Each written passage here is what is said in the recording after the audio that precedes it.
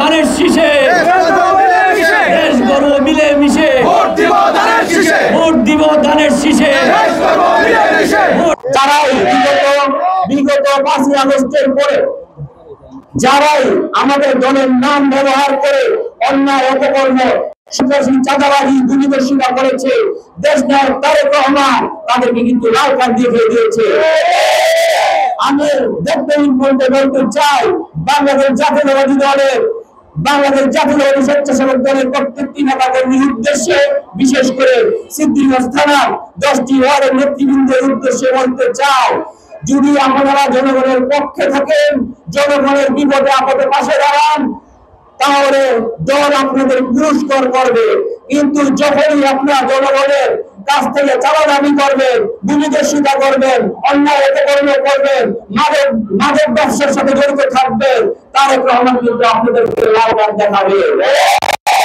সাবধান হয়ে যান। যারাই লাল কার্ড পেয়েছিলেন বাংলাদেশ স্বাধীনতার পর থেকে, একমাত্র দল বিএনপি, যারা হাজার হাজার নেতা কর্মীদের বিগত 5 নারায়ণগঞ্জ জেলা স্বেচ্ছাসেবক দল একটি গর্বের জায়গা, নারায়ণগঞ্জ মহানগর স্বেচ্ছাসেবক দল একটি গর্বের জায়গা এবং স্বেচ্ছাসেবক দলের প্রতিটি ইউনিট যা গত জেলা বছরে অপরিসীম ভূমিকা পালন করেছে। আমাদের প্রায় 24 জন বিপ্লবী স্বেচ্ছাসেবক দলের নেতা কর্মী বদরপুর থেকে শহীদ হয়েছিল। আমরা তাদেরকে শ্রদ্ধার করে স্মরণ করছি।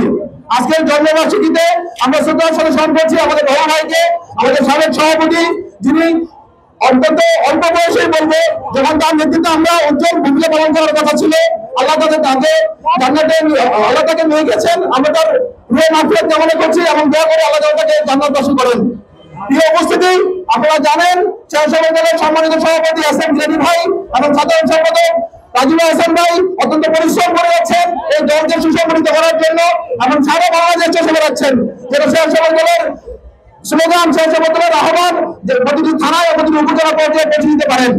প্রিয় উপস্থিতি, আপনাদের কাছে আহ্বান থাকবে ভবিষ্যতের বাংলাদেশে, নতুন বাংলাদেশে, যে বাংলাদেশ আমরা শরীয়ত মুক্ত করেছি, যে বাংলাদেশে কোনো ফ্যাসিস্ট নেই, যে বাংলাদেশে হাজার বাবা খুনের কোনো জায়গা হয়নি, যে বাংলাদেশ থেকে আওয়ামী লীগের শয়তানগুলো বাংলাদেশ থেকে পালিয়ে গেছে, ওই বাংলাদেশে আমরা এমন একটা বাংলাদেশ চাই, এমন একটা সমাজ ব্যবস্থা চাই যে সমাজ ব্যবস্থায় কোনো দুর্নীতি থাকবে না, কোনো চাঁদাবাজ থাকবে না, কোনো অন্যায় থাকবে না, থাকবে সাম্য, থাকবে সবার অধিকার প্রতিষ্ঠার একটি সংগ্রাম, থাকবে ভালো রাজনীতি, সুস্থ রাজনীতির চর্চা।